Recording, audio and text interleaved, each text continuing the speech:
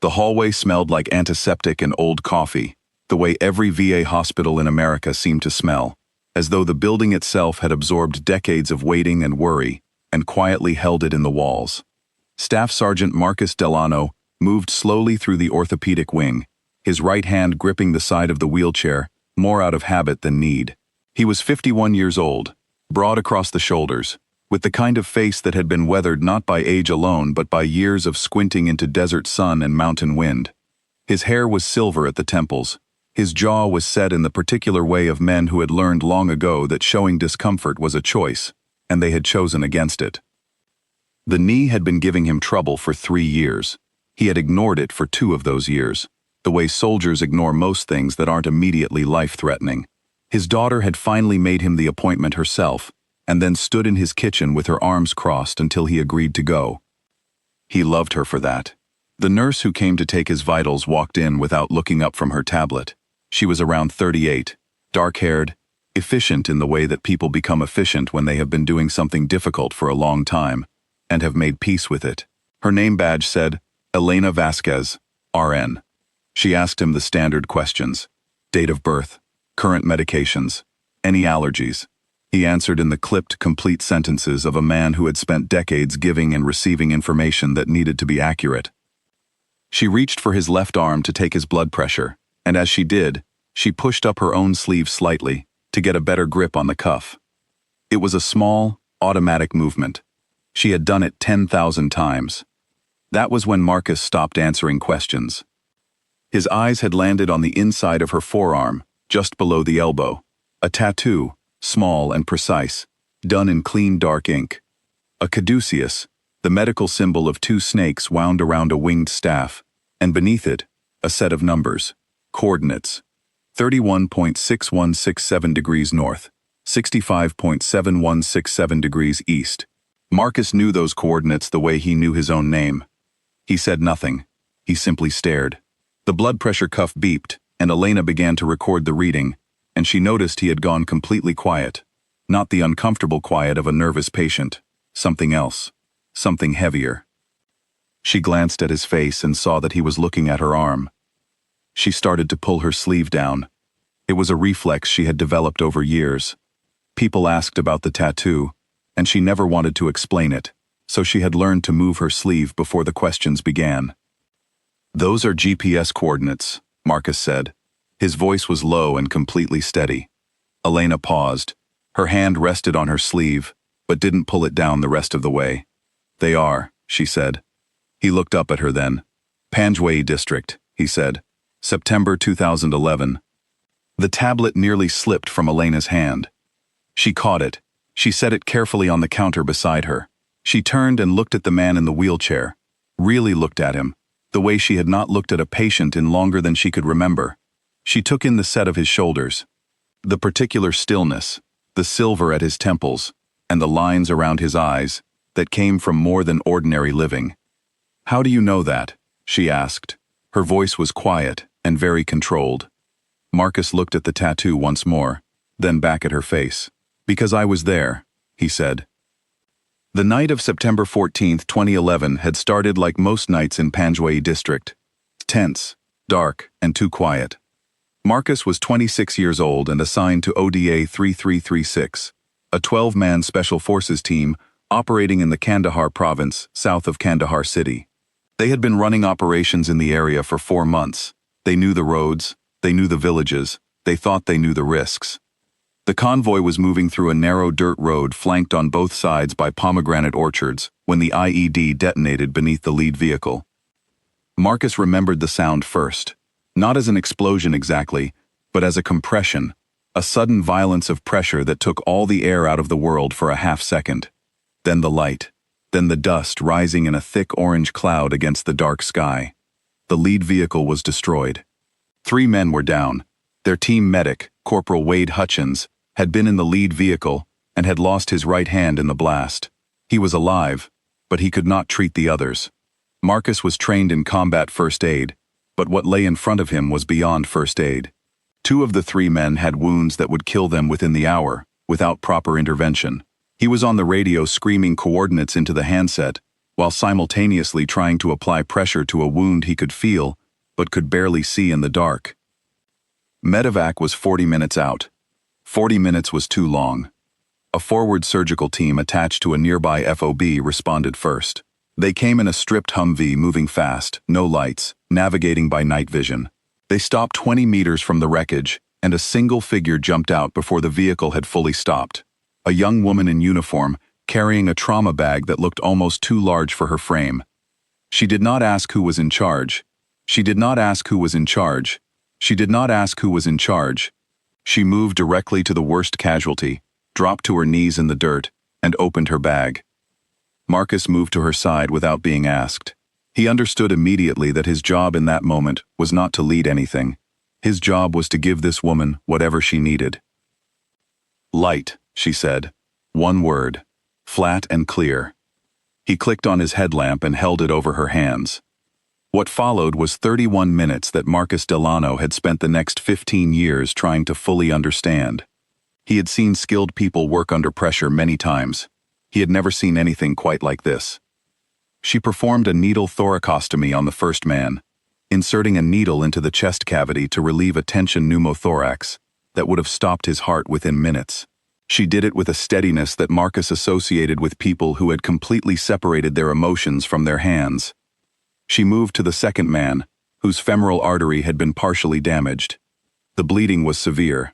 She packed the wound by feel and by the light of Marcus's headlamp, speaking in a low, steady voice the entire time, not to the patient who was unconscious, but to the soldiers around her, telling them exactly what to hold, what to press, where to stand, what to watch for. At one point, her headlamp battery failed. She reached into her bag, pulled out a small torch, held it between her teeth, and continued working. She did not stop. She did not panic. She did not ask for reassurance, or give any sign that she was afraid, even though Marcus was certain, standing close to her in that dark, that she must have been. All three men were alive when the medevac helicopter finally arrived. Marcus watched the helicopter lift off and then stood in the dirt road between the pomegranate orchards and tried to say something to the nurse, but she was already packing her bag. She was already moving back toward the Humvee. There was still work to do at the FOB. There was always still work to do. He never learned her name. He had never forgotten her hands. Elena sat down on the edge of the exam table. It was something she had never done with a patient in 11 years of nursing. There were professional reasons not to do it, and she knew all of them. She sat down anyway, because her legs had asked her to. The first man, Marcus said, the chest, you used a needle. Tension pneumothorax, Elena said automatically. The medical memory was always sharper than any other kind. He had maybe 4 minutes. He's a high school football coach in Georgia now, Marcus said. Elena pressed her hands flat against the surface of the exam table. The second one, Marcus continued. The femoral wound. You talked the whole time. The whole time you were working, you talked. I do that, Elena said. When I'm concentrating, it helps me stay calm. He's a firefighter in Phoenix. Elena looked at the floor, then she looked up at the ceiling. Then she looked at Marcus, because she had to. The third one? She asked. Her voice was barely above a whisper. Retired Army, lives in Colorado, has 3 kids. Marcus paused. He coaches Little League on Saturdays. Something moved across Elena's face that was not quite an expression. It was more like a release. Like a door that had been held shut for a very long time had just, slowly, come open. She had never known if they survived. She had filed her after-action report and been rotated out of theater 3 weeks later.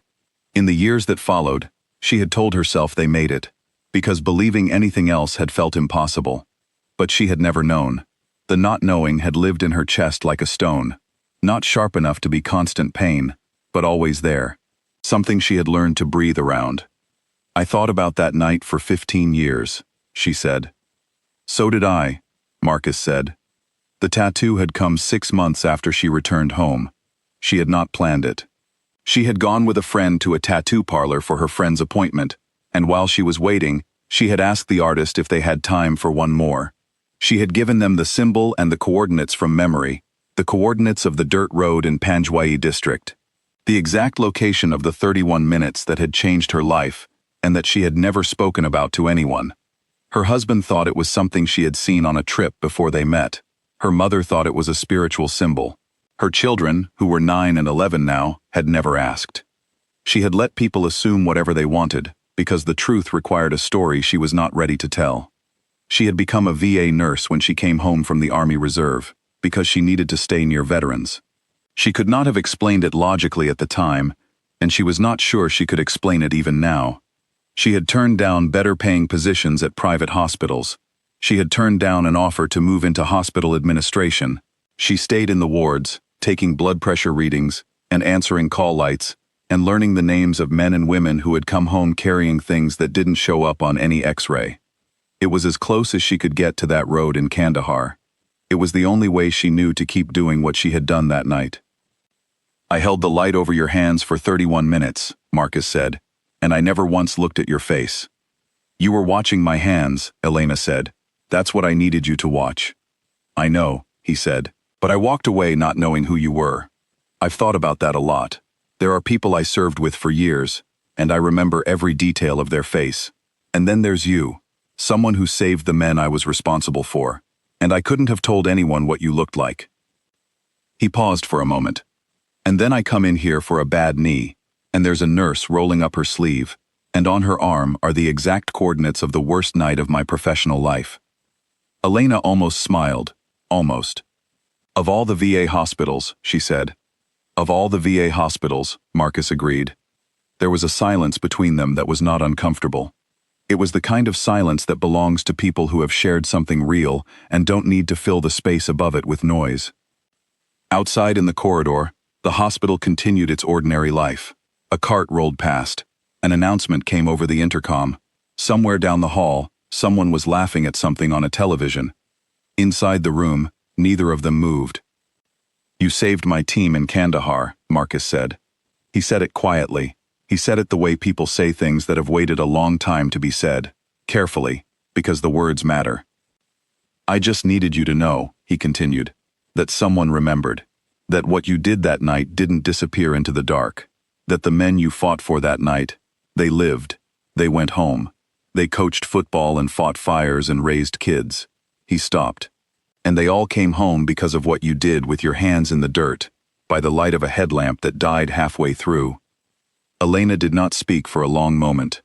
When she did, her voice was steady, but only just. "I became a nurse because I wanted to help people," she said. "But that night was the only time in my life that I felt like what I was doing was the exact right thing, in the exact right place, at the exact right moment." She looked at her forearm, at the small dark ink of the coordinates. "I got this because I never wanted to forget what that felt like, even if I could never talk about it."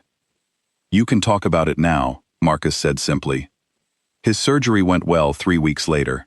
The surgeon repaired the damaged cartilage and told him he would walk without pain for the first time in years. In the recovery room, slightly foggy from the anesthesia, he filled out his discharge paperwork. In the box marked emergency contact, he wrote his daughter's name and phone number. He had left that box empty for 6 years. He was not sure exactly why he filled it in now, but it felt like the right day for it. That evening, Elena came home to the house she shared with her husband and her 2 children, in a quiet neighborhood in San Antonio. After dinner, after the kids were in bed, she sat with her husband at the kitchen table, with 2 cups of tea going cold between them, and she told him everything. The deployment, the road, the orchards, the dark, the 31 minutes, the 3 men whose names she had never known, the coordinates on her arm, and what they actually meant. He listened without interrupting. He was good at that. It was one of the things she loved most about him. He listened the way people listen, when they understand that what they are hearing is important and they don't want to get in its way. When she finished, he reached across the table and took her hand. He asked only one question. Did they make it? Elena looked at her husband across the kitchen table, in the warm light of their ordinary home, in the life she had built on the far side of everything she had carried. She smiled. "All 3, she said, "all 3 came home."